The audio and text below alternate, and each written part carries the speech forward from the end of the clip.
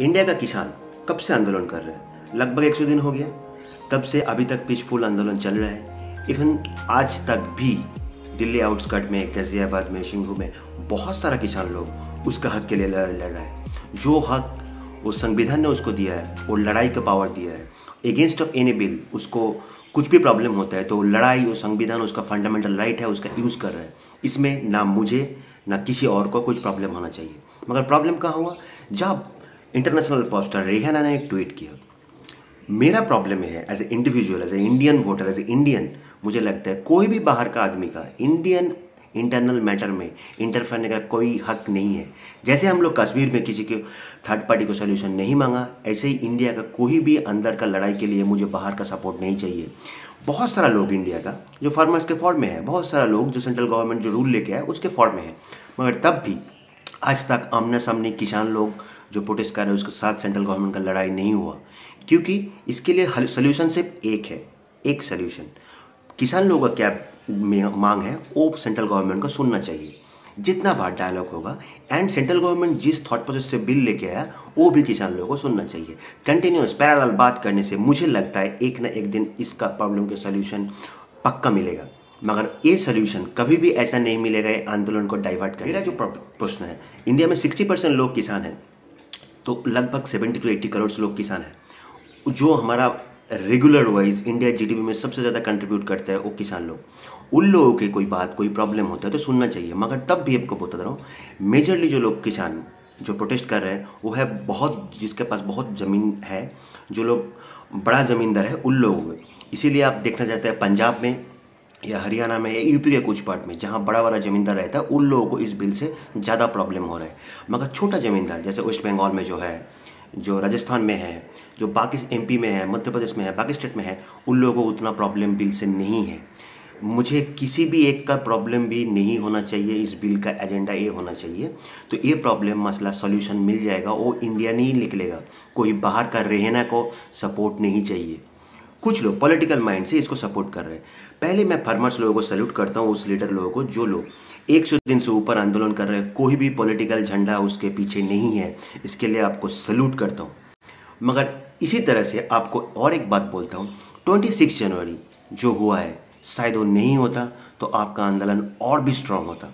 आप एक बार सोचिए, 26 जनवरी जो हमारा संविधान दिवस है, वो आप गवर्नमेंट के सामने एक रैली करना चाहा दिल्ली में, वो रैली गवर्नमेंट आपको दिया, उसके बावजूद भी किसान लोग जो चला गया रेड फोर्ट में, जो हंगामा मचाया था उस दिन, उसका जिम्मेदार कौन है? कुछ लोग बोलते हैं सेंट्रल गवर्नमेंट इस आंदोलन को मैलाइन करने के लिए उसको ओपन फोरम में रखा है। आप किसान लीडर, आप लोगों को मेरा क्वेश्चन है, हो सकता है सेंट्रल गवर्नमेंट मैलाइन करने के लिए, वो शायद अगले दिन मालूम चल जाएगा कुछ दिन बाद जब पूरा रिपोर्ट बाहर आएगा। मगर आप जो एक भी पॉलिटिकल पार्टी को आपका आंदोलन के लिए हक होने नहीं दिया, शामिल होने नहीं दिया, आपके पास क्या इन्फॉर्मेशन नहीं था? आप क्या नहीं जानता था सेंट्रल गवर्नमेंट मैलाइन कर सकता है? और मैलाइन करने के बाद भी आपको एक बात बता रहा हूँ, कोई भी टीम का कैप्टन जो होता है, उस टीम में कुछ प्रॉब्लम होता है तो कैप्टन को अकाउंटेबिलिटी होना पड़ता है। जैसे आप इस आंदोलन का लीडर है, आपके पास जैसे पूरा पावर है, आप अगर आपका ग्रुप को कंट्रोल नहीं कर सकता है तो आप एज ए लीडर फेलियर है। उस दिन क्या हुआ, इंडियन का नेशनल फ्लैग जो सब लोगों सबसे ऊपर होना चाहिए, उसके बाजू में जाके आप लोगों, किसान लोगों, कुछ लोग फ्लैग लगा दिया। वो क्या सही है? आप खुद से एक बार पूछिए। अगर वो सही नहीं है तो आपका लोग, जितना लोग किसान लोग गया था, नियरली 340 पुलिस फोर्स को मारा गया, मारा पीटा, उन लोग बहुत ज़्यादा इंजर्ड हुआ, वो लोग हॉस्पिटलाइज्ड है। आप जानते हैं क्या, वो पुलिस आदमी भी हम जैसा ही है, किसान भाई जैसा, उसका पिताजी भी हो सकता है फार्मर्स फैमिली से है। उन लोगों को मारने के हक आपको नहीं दिया, आपको लड़ाई करने का जैसा फंडामेंटल हक दिया था, मगर कोई पुलिस के लॉ एंड ऑर्डर को बिगाड़ने का हक भी आपको नहीं दिया।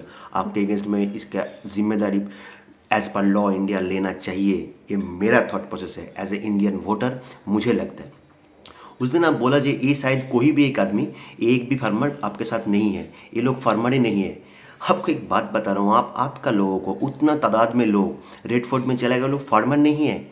उसके बाद एक फार्मर जो उस दिन शहीद हो गया ट्रैक्टर से गिर के, तो उसके बाद आप बोल रहे वो फार्मर उस दिन शहीद हो गया, वो आपका पार्ट था, वो आपका आंदोलन का आदमी था।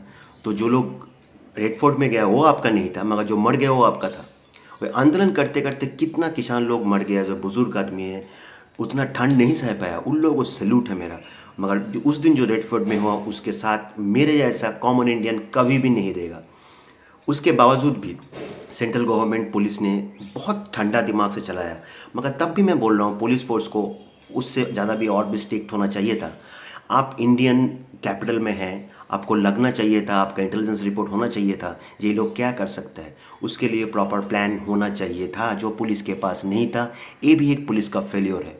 जैसे पुलिस को मारा पीटा गया, वो भी जैसे सही नहीं है। पुलिस जैसे इन लोगों पर बिना प्लानिंग के लोग को कंट्रोल करने गया, वो भी सही नहीं है। अभी भी बोल रहा हूँ, इंडिया के आंदोलन जब तक खुशी चले, दोनों गवर्नमेंट और किसान लोग एक साथ बात कर कीजिए, आगे बढ़ाइए इंडिया देश को। इस आंदोलन को आगे ले जाने के लिए कोई भी बाहर का आदमी का सपोर्ट हमको नहीं चाहिए। हम एज ए इंडियन मैटर को समझ लेंगे, ठीक कर लेंगे। आप जैसा बाहरी लोग जो इसका मज़ा लूटने के लिए आया, आप लोगों को नहीं चाहिए। हम लोग खुद सबसे बड़ा डेमोक्रेसी, जितना सारा प्रॉब्लम था सबको सॉल्यूशन किया, इसका भी सॉल्यूशन हम लोग खुद निकलेंगे। मुझे ना किसी बाहर आदमी का इंटरफेयर चाहिए, ना कोई इंडियन लोग जो सिर्फ क्रीम खाने वाला है उसका सपोर्ट चाहिए। I salute the farmer, I salute the Indian government, I salute the all the Indians who are truly Indians. जय हिंद।